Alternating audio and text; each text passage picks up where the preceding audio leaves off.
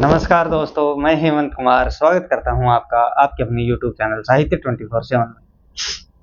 दोस्तों, आप सभी लोग जानते हैं कि हमारी हिंदी साहित्य के इतिहास को लेकर के कक्षाएं चालू हैं, जिसमें हम भूमिका पढ़ रहे हैं और भूमिका पढ़ते पढ़ते हम इतने आगे आ चुके हैं कि हमने कल बाबू श्याम सुंदर दास जी को भी पढ़ लिया। ठीक है, इसके बाद में कुछ और कवि बचे हुए हैं जिनको पढ़ना जरूरी है। ये जो भूमिका के अंतर्गत ही आते हैं। उसके बाद में हम हिंदी साहित्य के जो इतिहास का जो आदिकाल है ना, उसको स्टॉप करके एक बार के लिए और हम काव्य शास्त्र से संबंधित कक्षाओं को ऐड करने की कोशिश करेंगे। ग्रामर हमारा चल ही रहा है, व्याकरण में हमें कोई किसी तरीके की समस्या नहीं होगी, शायद मैं जानता हूं, जहां तक मुझे अनुभव है और जहां तक मैं जानता हूं कि शायद मेरे द्वारा दी गई जानकारी आपको अच्छे से और उचित तरीके से समझ में आ रही होगी। तो दोस्तों, आपसे निवेदन है, अगर आप चैनल पर नए हैं और नया विजिट किया है तो इतना विश्वास बना के चलें मेरे साथ में कि मैं जो आपको जानकारी दूंगा वह एकदम सटीक, सरल और उचित होगी। इसमें कोई किंतु परंतु का कोई सवाल ही नहीं होगा। यह मेरी गारंटी है। जहां तक भी जाओगे आप, मेरे द्वारा लिखवाया गया एक एक बिंदु आपके पास में, जो मेरे द्वारा जो बिंदु लिखवाए जा रहे हैं वो एकदम सटीक, सरल और मधुर भाषा में होंगे। ठीक है, उसके बाद में अगर आरपीएससी अगर आपके किसी प्रश्न पर दावा करता है और उस बिंदु में मैंने लिखवाया है, अगर उसको कोई गलत ठहराता है तो उसका जिम्मेदार मैं हूं स्वयं। समझ रहे हो? इतनी बड़ी जिम्मेदारी, इतनी बड़ी रिस्पॉन्सिबिलिटी कोई नहीं लेता, मैं जानता हूं। लेकिन हां, मैं इतनी बड़ी जिम्मेदारी इसलिए ले रहा हूं क्योंकि जो मैं दे रहा हूं आपको मैटर, वह एकदम सटीक मैटर है। आप जानते हैं कि बहुत से विद्वान ऐसे सोचते होंगे कि सर जी आपसे क्या ही पढ़ें, आपका चैनल तो ग्रो नहीं करना। अरे भाई, किसी चीज की हम शुरुआत कर रहे हैं, हमने शुरुआत की है एक छोटे से लेवल से लेकर के, और मैं एक आपका शिक्षक नहीं हूं। आप जानते हैं मुझे कि मैं किस तरीके का इंसान हूं, कैसे बात करता हूं, कैसे बोलता हूं, किस तरीके से पढ़ाता हूं, आप सब अच्छे से जानते हैं। एक बार कक्षा पूरी लेके देखेंगे तभी पता चलेगा।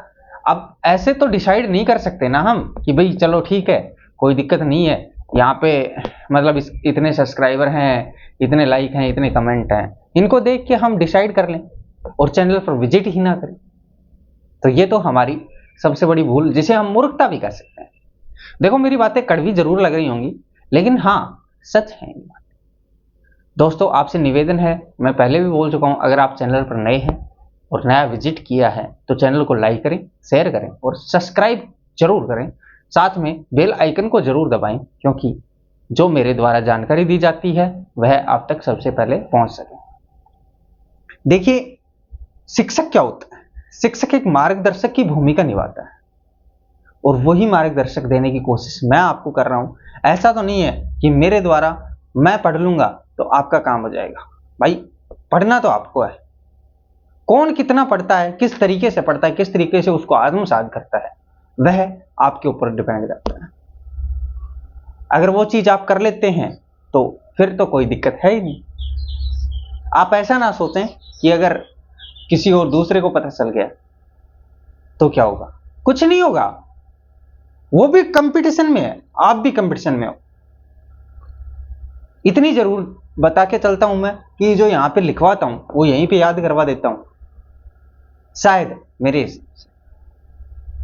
चलो, कोई दिक्कत नहीं है, बात करते रहेंगे, आगे बढ़ते रहेंगे। हम कक्षा की शुरुआत करते हैं माता सरस्वती के चरणों में वंदन करते हुए। शुक्लाम ब्रह्म विचार सार परमाम आद्याम जगत व्यापिनी वीणाम पुस्तक धारिणी भवयताम जाड्यांधकारापहाम अस्ते स्फाटिक मालिकां विदधतिम पद्मासने संस्थितां वंदे तां परमेश्वरीं भगवतीं बुद्धिप्रदां शारदां बुद्धिप्रदां शारदां। तो दोस्तों, आज हम शुरुआत करते हैं हमारे पूजनीय श्री डॉक्टर हजारी प्रसाद द्विवेदी। डॉक्टर हजारी प्रसाद द्विवेदी। द्विवेदी। तो डॉक्टर हजारी प्रसाद द्विवेदी जी ने हिंदी साहित्य के इतिहास के बारे में क्या कहा है और क्या नहीं कहा है, यह जानकारी हम प्राप्त करेंगे। भाई सबसे पहले है कि इन्होंने ना, हजारी प्रसाद द्विवेदी ने कोई साहित्य ग्रंथ नहीं लिखा। इन्होंने कोई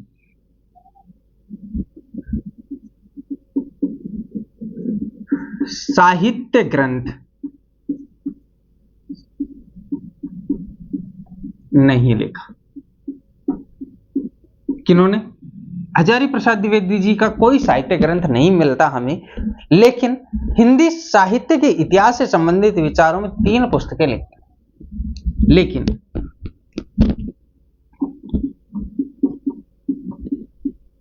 लेकिन हिंदी साहित्य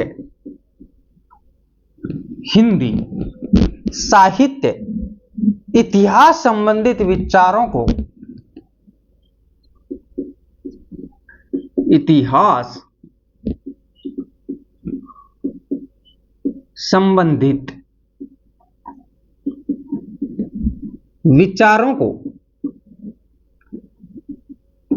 हिंदी साहित्य इतिहास संबंधित विचारों को 3 पुस्तकों में लिखा।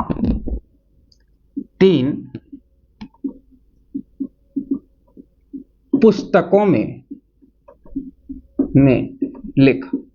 अब ये जानते होंगे कि भाई इन्होंने जो 3 पुस्तकों में हिंदी साहित्य के जो विचार हैं उनको कौन कौन सी पुस्तकों में लिखा। तो सबसे पहली पुस्तक है इनकी जो हिंदी साहित्य के विचारों से संबंधित है, वह है हिंदी साहित्य की भूमिका। हिंदी साहित्य की भूमिका पहली पुस्तक कौन सी है? हिंदी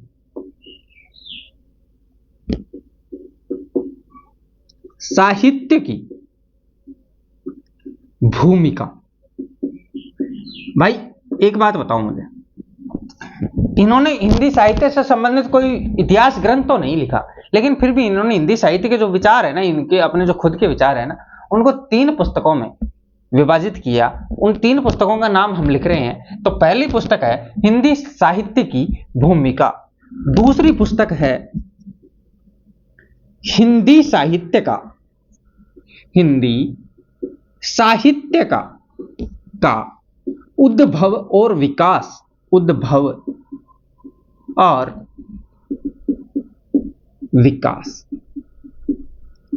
ये चीज आप अच्छे से जानते हैं।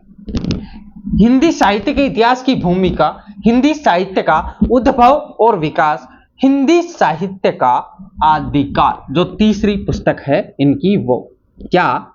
हिंदी साहित्य का आदिकाल। अब मुझे एक बात बताइएगा आप, ये 3 पुस्तकें ये इन्होंने किस तरीके से लिखी हैं कि इनके ऊपर हिंदी साहित्य के विचारों से संबंधित इनमें लिखा है। इन्होंने हिंदी साहित्य का इतिहास ग्रंथ नहीं लिखा, जैसे आचार्य शुक्ल जी ने लिखा, जैसे डॉक्टर बच्चन सिंह जी ने लिखा, जैसे नगेंद्र ने लिखा, ऐसे जैसे सरस्वती पांडे ने लिखा, ऐसे इन्होंने हिंदी साहित्य का इतिहास नहीं लिखा। लेकिन उनसे संबंधित जो हिंदी साहित्य का इतिहास है उससे संबंधित इन्होंने 3 पुस्तकें लिख दी। पहली पुस्तक लिखी हिंदी साहित्य की भूमिका, दूसरी लिखी हिंदी साहित्य का उद्भव और विकास, और तीसरी पुस्तक इन्होंने लिखी हिंदी साहित्य का आदिकाल। ठीक है, ये 3 पुस्तकें लिखी। इन्होंने हिंदी साहित्य के इतिहास को 4 कालखंडों में बांटा। किन्होंने? हजारी प्रसाद द्विवेदी ने। इन्होंने हिंदी साहित्य के इतिहास को हिंदी साहित्य के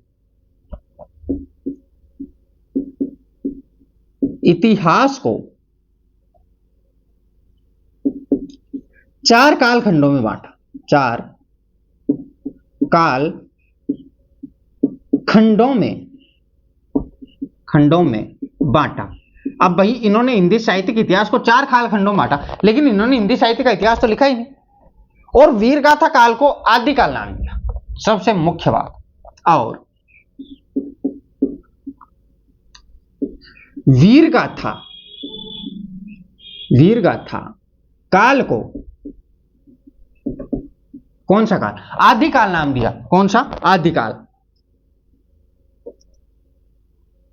आदिकाल नाम दिया। भाई मोस्ट इंपोर्टेंट प्रश्न है यहां से जो बनता है कि इन्होंने वीरगाथा काल को किस नाम से पुकारा? आदिकाल नाम से पुकारने वाले, वीरगाथा काल को आदिकाल नाम से पुकारने वाले विद्वान का नाम बताइए। ऐसा प्रश्न बनता है और आ चुका है ये आरपीएससी में, ग्रेड फर्स्ट में आ चुका है। ये हजारी प्रसाद द्विवेदी जी हैं। ठीक है, हम आदिकाल ही पढ़ते हैं, लेकिन कैसे पढ़ते हैं वो अलग अलग चीजें हैं। ठीक है, अब देखो, अब इनका काल विभाजन, इन्होंने जो काल विभाजन किया वो काल विभाजन किस तरीके से किया वो मैं आपको बता देता हूं, क्योंकि यहां पे हम कर देंगे, इसको कंप्लीट करने की कोशिश करेंगे। ठीक है, उसके बाद में आप स्क्रीनशॉट ले लीजिएगा, फिर हम आगे बढ़ेंगे। ठीक है भाई, तो देखो सबसे पहले क्या किया? आदिकाल कब से? 1000 से 1400 ईस्वी। आदिकाल, आदिकाल कब था? कब से कब था? 1000 से 1400 ईस्वी। यह तो कर दिया इन्होंने आदिकाल। दूसरा काल क्या किया इन्होंने? भक्ति काल, 1400 से 1700 ईस्वी। भक्ति काल 1400 से 1700 ईस्वी, भक्ति काल चला। तीसरा काल रीति काल, 1700 से 1900 ईस्वी। रीति काल कब से? 1700 से 1900 ईस्वी। और चौथा जो काल था वह है आधुनिक काल, 1900 से अब तक।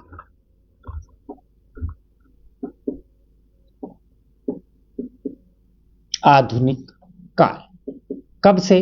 1900 से अब तक, अब तक का जो काल चला है। ये इन्होंने जो काल विभाजन किया, चार कालखंड की, कौन सा? आदिकाल 1000 से 1400 ईस्वी, भक्ति काल 1400 से 1700 ईस्वी, रीति काल 1700 से 1900 ईस्वी और आधुनिक काल 1900 से अब तक। आप एक बार इसका स्क्रीनशॉट ले लीजिएगा, फिर हम ये समझने का प्रयास करेंगे क्या क्या किया इन्होंने।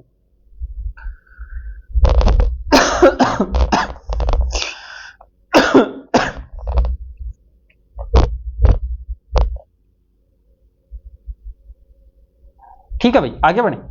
हाँ, इन्होंने हिंदी साहित्य का इतिहास ग्रंथ नहीं लिखा, नहीं के ऊपर ध्यान दीजिएगा, लेकिन हिंदी साहित्य इतिहास संबंधित विचारों को 3 पुस्तकों में व्यक्त किया। 3 पुस्तकों में।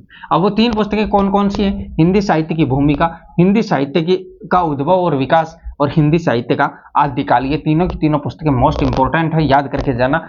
आपको ये 3 पुस्तकें देगा और बोलेगा इनमें से हिंदी साहित्य इतिहास की पुस्तक है, और ये 3 पुस्तकें दे देगा। चौथी पुस्तक कोई ऐसी देगा जिसमें जो हिंदी साहित्य का इतिहास होगा, हिंदी साहित्य का इतिहास ग्रंथ होगा। लेकिन ये 3 पुस्तकें हिंदी साहित्य का इतिहास ग्रंथ नहीं है। मैं बार बार बोल रहा हूं, ये सिर्फ इनके विचार हैं हिंदी साहित्य के इतिहास को लेकर के, हजारी प्रसाद द्विवेदी जी के, जो इन्होंने अपनी 3 पुस्तकों में बांटा है। ठीक है, इन्होंने हिंदी साहित्य के इतिहास को 4 कालखंडों में बांटा। आपको पता ही होगा, वीरगाथा काल को इन्होंने आदिकाल नाम दिया है। सबसे मोस्ट चीज है, वीरगाथा काल को आदिकाल नाम देने वाले विद्वान का नाम हजारी प्रसाद द्विवेदी। इसके बाद में आदिकाल 1000 से 1400 ईस्वी, भक्ति काल 1400 से 1700 ईस्वी, रीति काल 1700 से 1900 ईस्वी और आधुनिक काल 1900 से अब तक का काल। आगे बढ़े, एक बार हटा देता हूं मैं, आगे बढ़ते हैं। ठीक है, स्क्रीनशॉट ले लिया? ठीक है।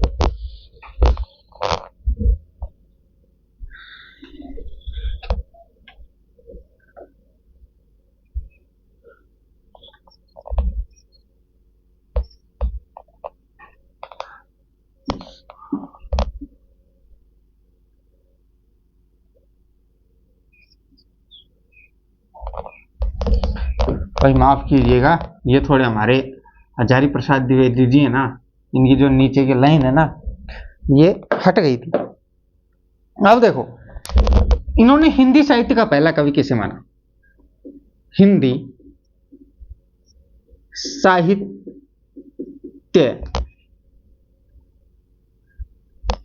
का पहला कवि। किसे माना? अब्दुल रहमान, अब्दुल रहमान, अब्दुल रहमान, अब्दुल रहमान। भाई ये चीज याद रखना, देखो ये द्विवेदी चल रहा है तो द्विवेदी के अनुसार ही है हिंदी साहित्य इतिहास का पहला कवि कौन? अब्दुल रहमान। इन्होंने सबसे मेन बात क्या किया, इन्होंने आचार्य शुक्ल जी का, आचार्य शुक्ल के सबसे बड़े आलोचकों में से एक है आचार्य प्रसाद द्विवेदी, क्योंकि आचार्य प्रसाद द्विवेदी ने जहां परंपरा पर बल दिया वहीं आचार्य रामचंद्र शुक्ल ने युग स्थिति पर बल दिया। ठीक है, इसको एक मैं मेरे शब्दों में लिखवा रहा हूं। द्विवेदी आचार्य शुक्ल के बड़े आलोचक माने जाते हैं। द्विवेदी आचार्य शुक्ल के बड़े आलोचक माने जाते हैं, क्योंकि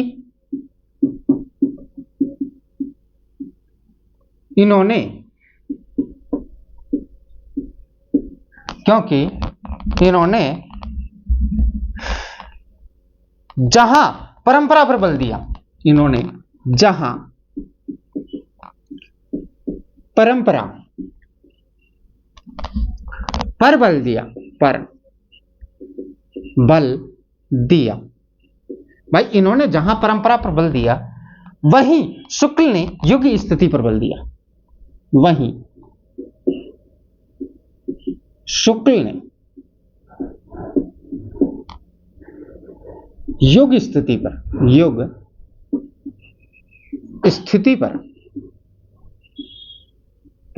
बल दिया। अब ये बात आप अच्छे से जानते हैं, जहां पर ये आचार्य शुक्ल के सबसे बड़े आलोचकों में से एक आलोचक है माने जाते हैं, सबसे बड़े आलोचक माने जाते हैं, क्योंकि इन्होंने जहां परंपरा पर बल दिया था ना, जिन्होंने आचार्य प्रसाद द्विवेदी ने किस पर बल दिया? परंपरा पर बल दिया। वहीं आचार्य शुक्ल ने किस पर बल दिया? युग की स्थिति पर, कि युग कैसा है, कौन सा युग है, उसमें कौन से रचनाकार, कौन से लेखक, कौन सी पुस्तकों को समाहित किया जाए, इस चीज के ऊपर किसने बल दिया? आचार्य रामचंद्र शुक्ल ने। और इन्होंने किस पर? परंपरा पर बल दिया, कि इनकी परंपरा कैसी चली आ रही, कैसी इनकी पीढ़ी चली आ रही, उस तरीके से। ठीक है, इसके बाद में हम जैसे ही आगे बढ़ते हैं तो इन्होंने आदिकाल को अत्यधिक विरोधों और व्याघातों का युग कहा। इन्होंने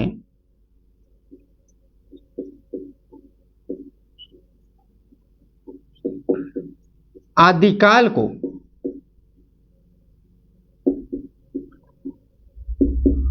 अत्यधिक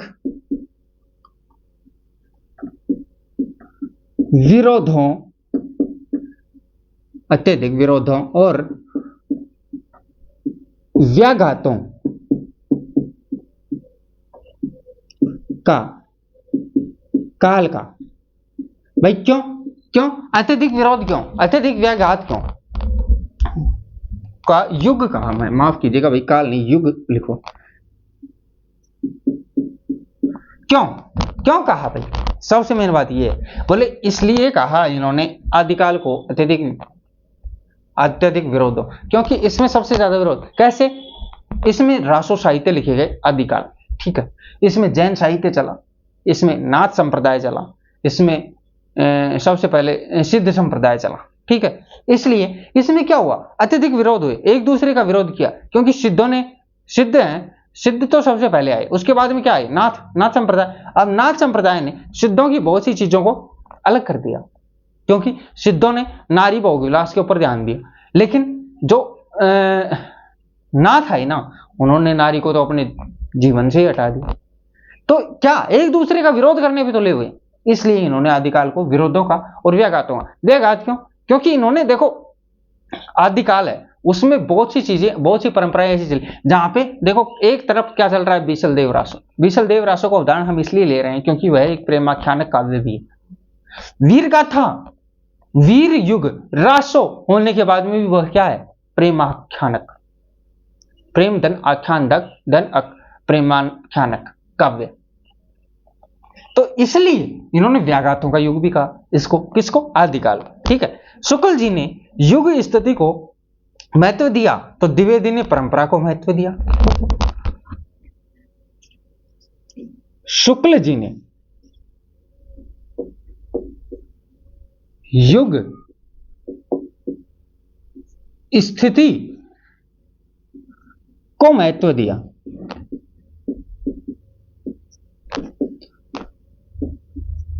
तो द्विवेदी जी ने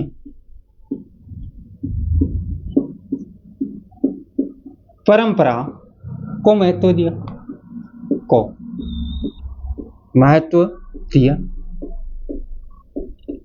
ये चीज लिखवा चुका मैं शायद, है ना? हाँ, कोई दिक्कत नहीं है, वापस से एक लिख दिया, कोई दिक्कत नहीं, ठीक है भाई। इन्होंने युग की स्थिति को महत्व दिया, मैं पहले बता चुका हूं युग की स्थिति के बारे में, युग की स्थिति कैसे रही, और इन्होंने किसको, परंपरा को महत्व दिया, ये बात आप अच्छे से जानते हैं, ठीक है, पहले भी लिखवा चुका हूं। इसके बाद में कथन है इनका, भारत का लोकनायक वही हो सकता है जो समन्वय करे। कथन मैं बताऊंगा आपको क्या कथन है। भारत का लोकनायक वही हो सकता है, वही हो सकता है जो समन्वय करे। मतलब क्या हुआ, मतलब मैं समझाता हूं। भारत का लोकनायक वही हो सकता है जो समन्वय करे। तुलसीदास जी की समन्वय भावना पर कहा। किसकी भावना पर? तुलसी दास जी की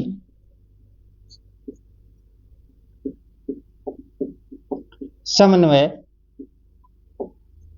भावना पर, तुलसीदास जी की समन्वय भावना पर। क्यों? देखो, इन्होंने भारत का लोकनायक कैसे माना? तुलसीदास जी, क्योंकि तुलसीदास जी ने क्या, रामचरितमानस की रचना की। अब रामचरितमानस की उन्होंने रचना की तो उन जो वो भारत का लोकनायक के रूप में प्रसिद्ध हुए, जो महान कवि है हमारे आचार्य क्या, श्रीमान तुलसीदास जी। तुलसीदास जी बहुत ही सिद्ध और विशेष कवि हुए, आप जानते हैं ये बात। तो उनके बारे में इन्होंने कहा कि भारत का लोकनायक वही हो सकता है जो समन्वय करे। समन्वय मतलब एक दूसरे से मिलकर चले, मतलब उसका संबंध स्थापित करे, वही समन्वय। तुलसीदास जी की समन्वय भावना पर इन्होंने ऐसा कहा कि इन्होंने आचार्य हजारी प्रसाद, डॉक्टर हजारी प्रसाद द्विवेदी जी ने। तो भाई ये एक बार स्क्रीनशॉट ले लीजिएगा, हमारे द्विवेदी जी हैं वो कंप्लीट हो गई है, ठीक है, ले लिया स्क्रीनशॉट। तो देखो, इन्होंने हिंदी साहित्य का प्रथम कवि किसे माना भाई? अब्दुल रहमान को माना। द्विवेदी आचार्य शुक्ल के बड़े आलोचक, सबसे बड़े आलोचक माने जाते हैं, क्योंकि इन्होंने जहां परंपरा पर बल की इन्होंने दिया, परंपरा पर बल दिया सिर्फ हजारी प्रसाद द्विवेदी जी ने किस पर? परंपरा पर बल दिया। और वहीं शुक्ल ने किस पर? शुक्ल ने युग की स्थिति पर बल दिया। तो शुक्ल जी ने किसके ऊपर बल दिया? शुक्ल जी ने युग की स्थिति पर बल दिया। आदिकाल को अत्यधिक विरोधों और व्याघातों का काल युग कहा जाता है। मोस्ट इंपोर्टेंट क्वेश्चन है, इंपोर्टेंट लगा लीजिएगा, और हो सकता है तो आपकी बार एग्जाम में टपक भी जाए। कथन, भारत का लोकनायक वही हो सकता है जो समन्वय करे। यह किसके ऊपर कहा इन्होंने? तुलसीदास जी के समन्वय भावना, ठीक है। अब आगे बढ़ते हैं, अगले कवि लेते हैं हम डॉक्टर जी.सी. गुप्त। समझ गए जी.सी. गुप्त का मतलब? जी.सी. गुप्त एक महान लेखक रचनाकार हैं, जिनका नाम आपको पता होगा, कमेंट बॉक्स में बता दीजिएगा। वैसे मैं तो बताऊंगा ही आपको कि जी.सी. गुप्त जी कौन है। तो जी.सी. गुप्त है मेरे भाई गणपति चंद्र गुप्त। कौन? गणपति चंद्र गुप्त। गणपति, गणेश जी, चंद्र गुप्त।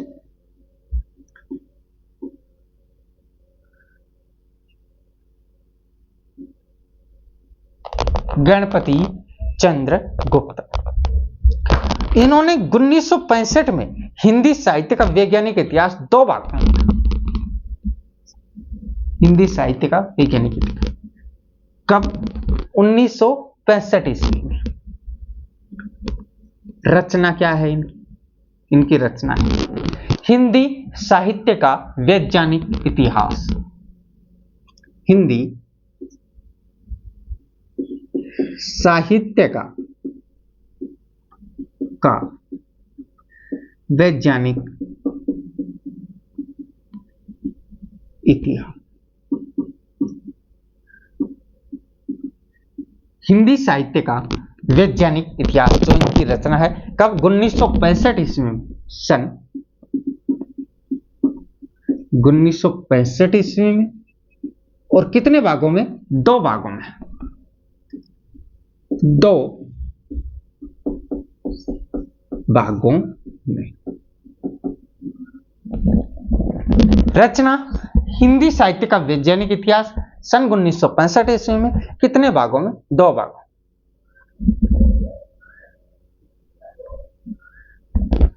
अब देखो क्या किया इन्होंने हिंदी साहित्य के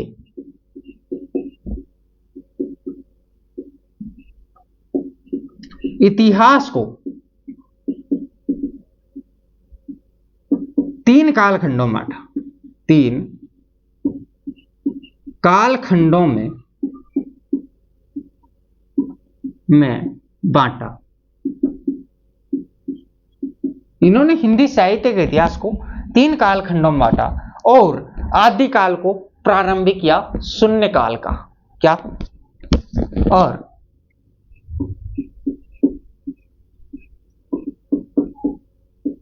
आदि काल को प्रारंभिक या शून्य काल नाम दिया।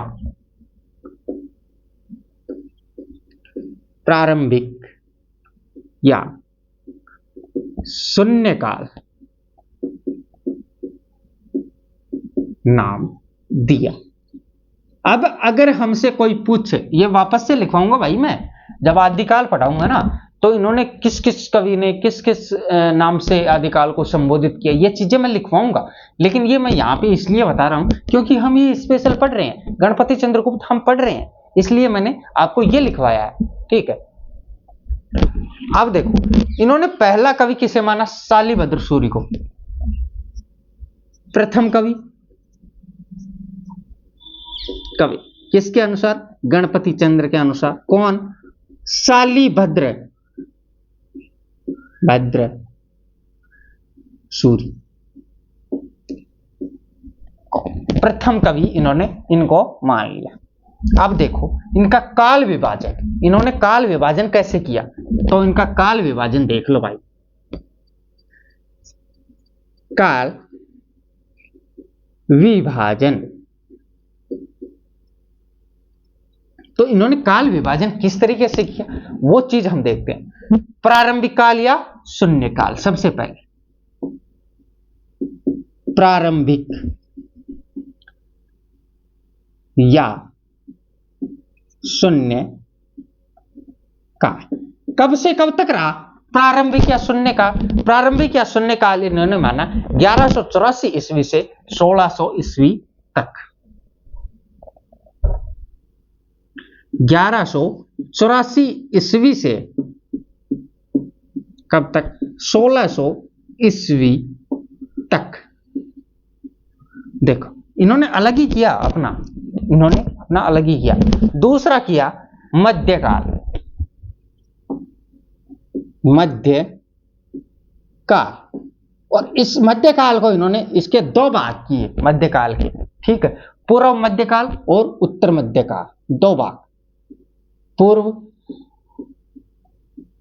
मध्य काल और दूसरा उत्तर मध्य काल।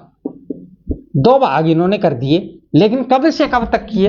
पूर्व मध्य काल 1300, अरे माफ कीजिएगा भाई क्या कर दिया मैंने, 1350, 1600 नहीं, 1350, माफ कीजिएगा ये थोड़ी मिस्टेक हो गई, माफी चाहता हूं इसके लिए। 1350 से 1600 ईस्वी, 1350 से 1600 ईस्वी तक। ठीक है, 1350 से 1600 ईस्वी तक।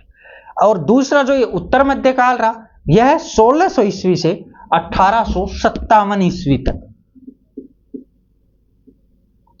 ईस्वी से 1857 ईस्वी तक इन्होंने इस काल को रखा।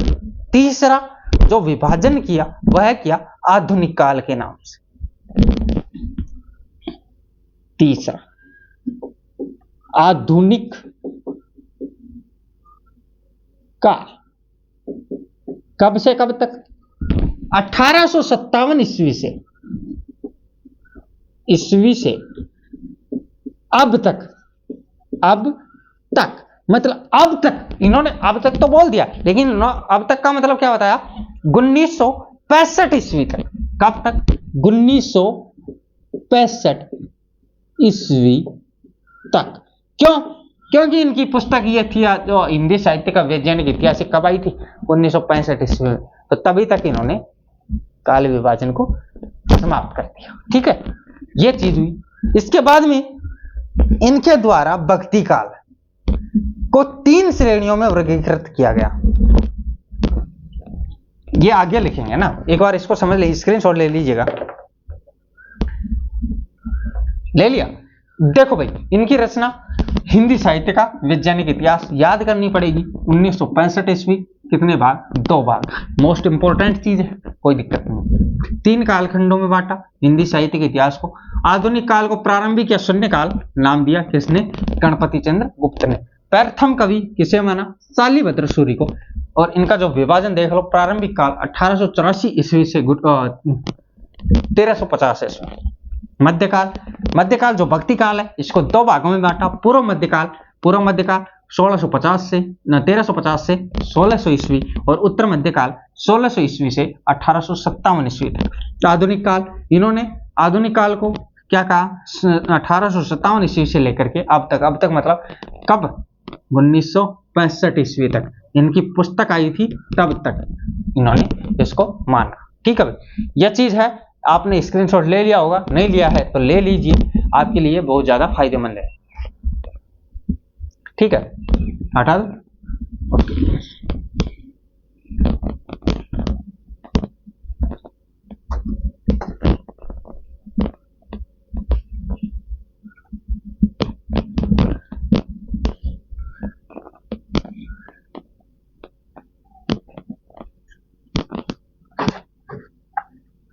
आगे बढ़ते हैं। इनके द्वारा भक्ति काल को 3 श्रेणियों में वर्गीकृत किया गया। इनके द्वारा भक्ति काल यानी कि इनकी भाषा में बोलें तो पूर्व मध्य काल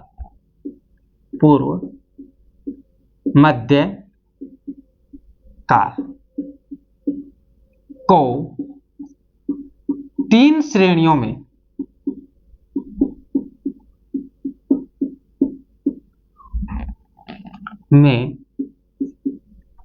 विभक्त किया।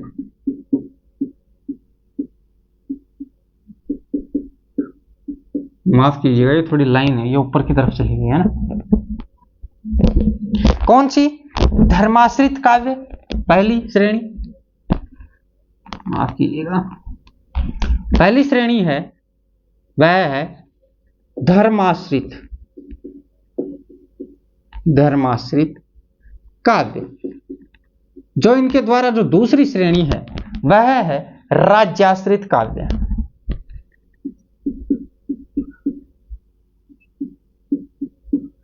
राज्य धन आश्रित काव्य। और जो तीसरी श्रेणी है वह तीसरी श्रेणी है लोकाश्रित काव्य।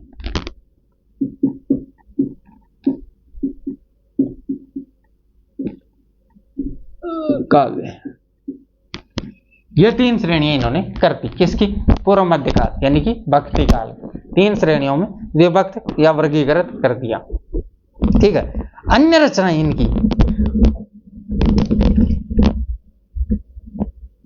अन्य रचनाएं देख लो, इन्होंने और भी तो रचनाएं की है ना भाई। इनकी अन्य रचनाएं कौन कौन सी हैं? सबसे पहले रस सिद्धांत पुनर्विवेचन, रस सिद्धांत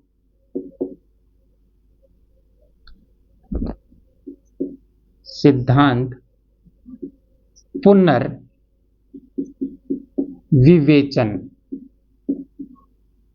रस सिद्धांत पुनर्विवेचन। दूसरी भारतीय एवं पाश्चात्य काव्य सिद्धांत, भारतीय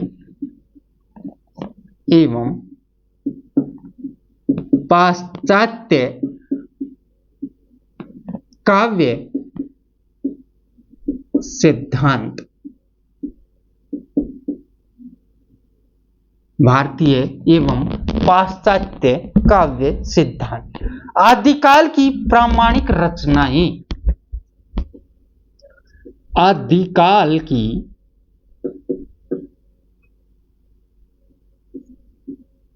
प्रामाणिक रचनाएं, आदिकाल की प्रामाणिक रचनाएं। हिंदी साहित्य का विकास, हिंदी साहित्य का विकास। और अंतिम जो पांचवी इनकी रचना है वह है महादेवी नया मूल्यांकन, महादेवी नया मूल्यांकन, मूल्यधन अंकधन अन। एक बार स्क्रीनशॉट ले लीजिएगा। गणपति चंद्रगुप्त जी हमारे हो गए हैं समाप्त, ठीक है। इसका एक बार आप स्क्रीनशॉट ले लो, फिर आगे बढ़ेंगे हम।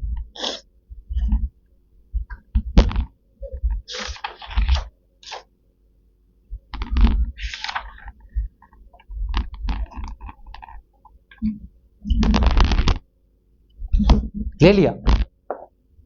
भक्ति काल को 3 भागों में बांटा, धर्माश्रित, राज्याश्रित और लोकाश्रित। कोई ज्यादा बड़ी खास बात नहीं है। इनकी अन्य रचनाएं याद रखेंगे, रस सिद्धांत पुनर्विवेचन, आदिकाल की प्रामाणिक रचनाएं और महादेवी नया मूल्यांकन, भारतीय एवं पाश्चात्य काव्य सिद्धांत और हिंदी साहित्य का विकास। ठीक है, आगे बढ़ते हैं।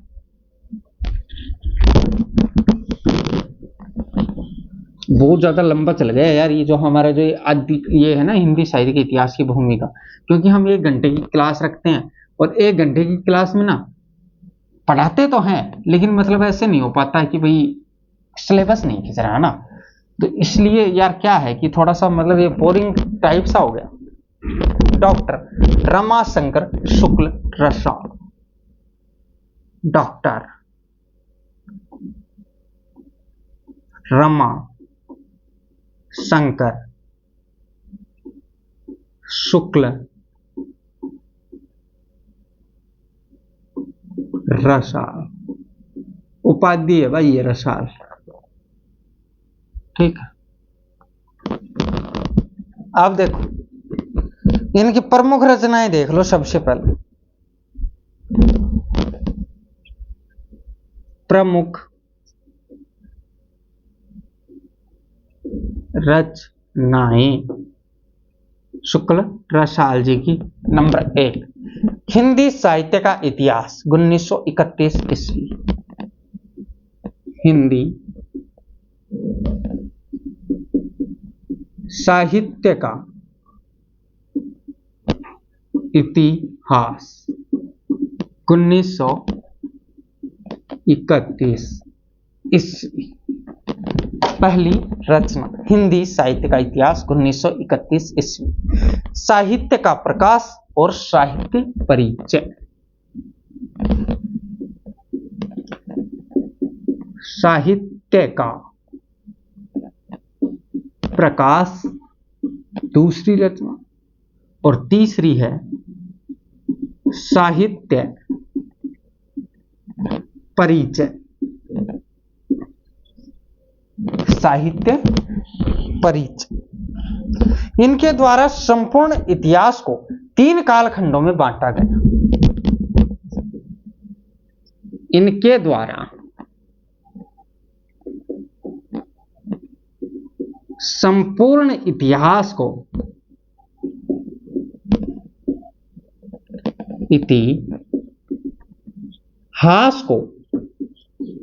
तीन कालखंडों में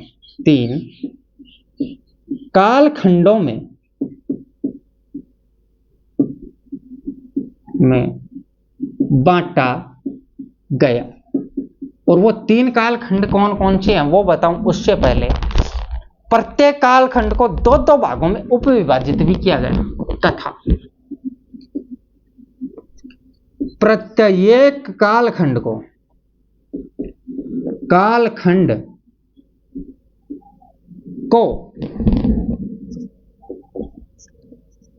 2-2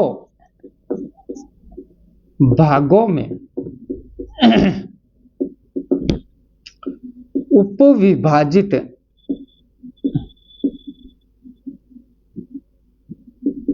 किया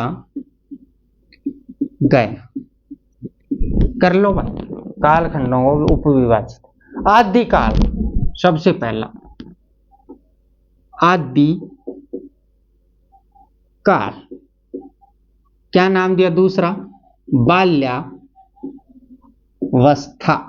बाल्यधन अवस्था, बाल्यावस्था।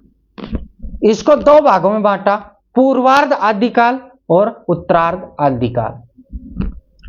इसका समय बताया 1000 से 1400 विक्रमी संवत। अब इसके 2 कालखंड कर दिए गए।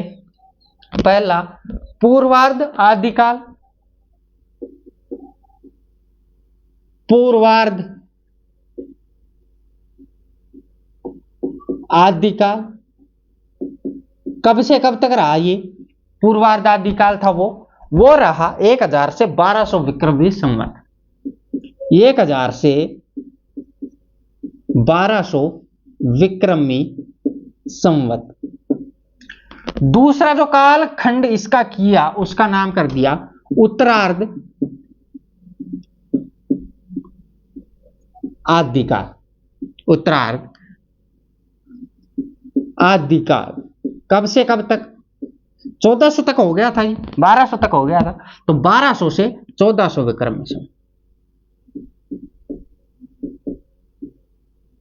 विक्रमी संवत, उत्तरार्ध आदिकाल का। ठीक है। इसके बाद में मध्यकाल, किशोरावस्था। मध्यकाल, किशोरावस्था। भाई 1400 तक हो गया था हमारा, तो इन्होंने इसको किशोरावस्था को या मध्यकाल को 1400 से 1800 विक्रमी संवत कर, 1400 से 1800 विक्रमी संवत। ठीक है। इसके 2 भाग किए, पूर्वार्ध मध्यकाल और उत्तरार्ध मध्यकाल। पहला पूर्वार्ध,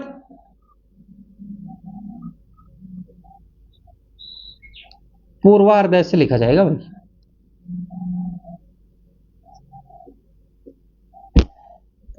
मध्यकाल, मध्यकाल इसको कब से कब तक? 1400 से 1600 विक्रमी संवत। 1400 से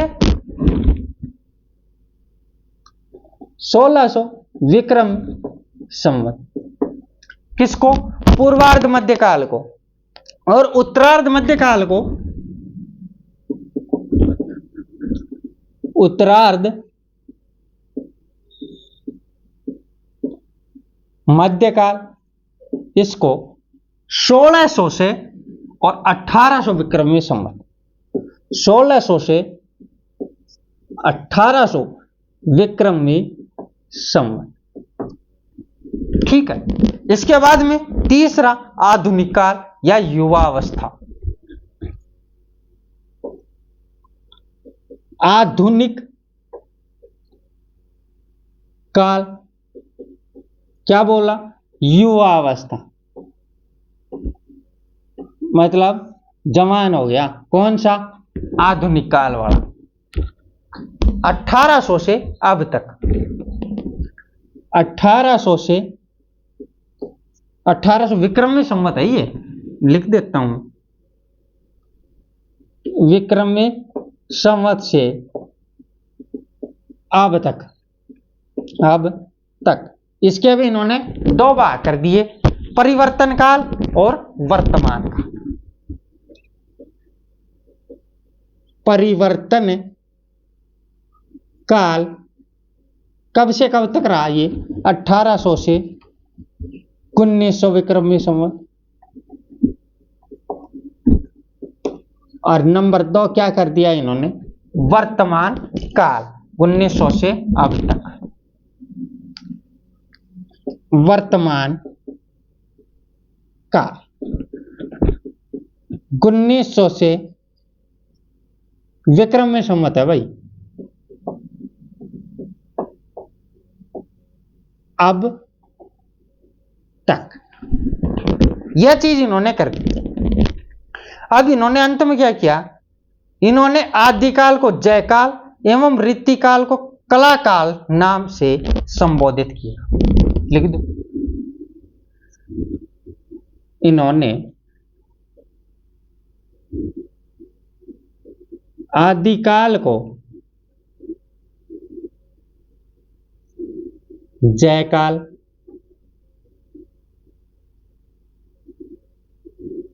और रीतिकाल को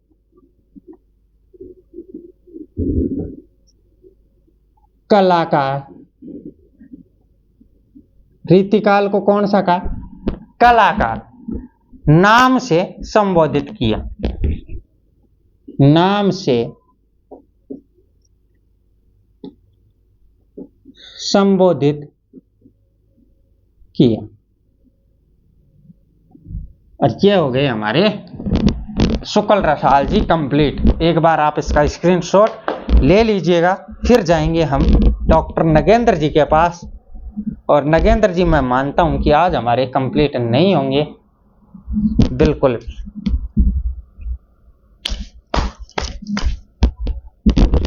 स्क्रीनशॉट ले लिया तो मैं समझा देता हूं। इनकी प्रमुख रचना 3, हिंदी साहित्य का इतिहास 1931 ईस्वी में इन्होंने कंप्लीट किया। तो ये वर्तमान काल से, वर्तमान काल जो है ये 1900 ईस्वी तक, 1931 ईस्वी तक, जब 1931 ईस्वी है वहां तक कंप्लीट हो जाएगा।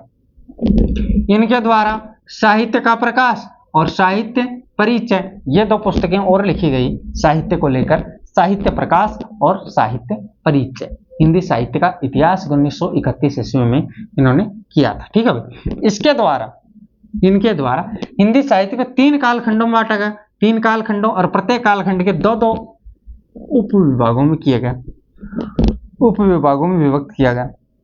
आदिकाल, जिसे इन्होंने कहा बाल्यावस्था, भाई पूरा जो आदिकाल है 1000 से 1400 विक्रमी संवत तक इन्होंने बताया। जिसमें पूर्वार्ध आदिकाल है ना भाई 1000 से 1200 विक्रमी संवत, और उत्तरार्ध आदिकाल है वो 1200 से 1400 विक्रमी संवत, मतलब 400 200 का गैप बनाया है। अंत में जो आधुनिक काल है उसके अंदर 100 का गैप। ठीक है। इसके बाद मध्य का, जो किशोरावस्था बताया इन्होंने, भक्ति का, इसको 1400 से 1800 में बांटा। पूर्वार्ध मध्य काल 1400 से 1600, और उत्तरार्ध मध्य काल 1600 से 1800 विक्रमी संवत है, लेकिन ये ध्यान रखना ईस्वी नहीं है। ठीक है। आधुनिक काल, आधुनिक काल, आधुनिक काल में क्या किया इन्होंने, युवावस्था बता दिया। बोले 1800 विक्रमी संवत से अब तक, तो अब तक का मतलब 1900 के आसपास, 1957-58 के आसपास। ठीक है। परिवर्तन काल 1900 से 1800 से 1900 विक्रमी संवत, और वर्तमान काल 1900 से अब तक, मतलब ये 1931 ईस्वी में जोड़ दो कितने, 57, 8, 8, 9, 1, 1988 ईस्वी तक। ठीक है। 1988 विक्रमी संवत तक। ठीक है। 1988 विक्रमी संवत तक। ठीक है। अगर ईस्वी में 57 जोड़ दोगे ना तो क्या आ जाएगा, विक्रम में संवत आ जाएगा। ठीक है, इसके बाद में इन्होंने आदिकाल को, मोस्ट इंपोर्टेंट चीज है, जयकाल और रीतिकाल को कलाकाल नाम से भी पुकारा है। बहुत ही इंपॉर्टेंट चीज है, बहुत बार प्रश्न पूछा गया है। ठीक है, आगे बढ़े। हाँ भी ये समझ में तो आ रहे हैं ना। वैसे यार मैं कोई ऐसे जल्दबाजी तो नहीं कर रहा ना, आपको लगता होगा भाई जल्दबाजी कर रही हैं, ये कुछ हो रहा है ऐसा। भाई जल्दबाजी बिल्कुल नहीं कर रहा, मैं आपको समझाने की कोशिश कर रहा हूँ, बताने की कोशिश कर रहा हूँ। और ये चीजें है ना, ये याद तो करनी पड़ेंगी भाई, देखो। ठीक है, पढ़ोगे एक बार तो ये याद हो जाएंगे, बहुत ज्यादा इजी है, कोई हार्ड वाला मैटर है नहीं इसमें।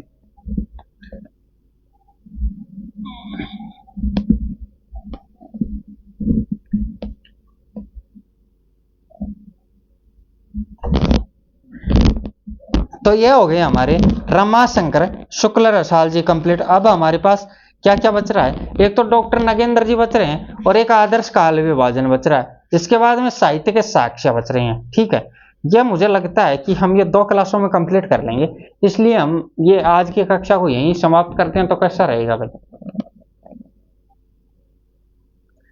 नगेंद्र पढ़ोगे तो नगेंद्र अधूरा रहेगा, क्योंकि 10 मिनट भी शेष नहीं है हमारे पास। ठीक है, तो आज की कक्षा को हम यहीं पे समाप्त करते हैं, आपसे विदा लेता हूं इसी के साथ में, क्योंकि शुक्ल रसाल जी को हमने कंप्लीट कर लिया। और जो नेक्स्ट कक्षा होगी उसमें हम क्या पढ़ लेंगे, नगेंद्र और थोड़ा सा मतलब आदर्श काल विभाजन जो नागरी प्रचारिणी सभा ने किया है उसके बारे में। उसके बाद में थोड़ा सा साक्ष्य वगैरह देखेंगे, कुछ रचनाएं वगैरह देखेंगे और फिर उनको क्या कर देंगे, कंप्लीट करने की कोशिश कर देंगे। मेरे हिसाब से ये 2 कक्षाएं और हैं जिसमें ये भूमिका आपकी कंप्लीट हो जाएगी, टेंशन खत्म हो जाएगा आपका। ये भूमिका जब तक तैयार करोगे ना आप पढ़ के, तब तक क्या है कि मतलब बहुत सा मैटर मैं कंप्लीट करवा दूंगा, क्लियर करवा दूंगा। ठीक है, इसके बाद में अगर आप चैनल पर नए हैं तो चैनल को लाइक करें, शेयर करें, सब्सक्राइब करें, क्योंकि यह मेरी आपसे हर बार हाथ जोड़कर गुजारिश है।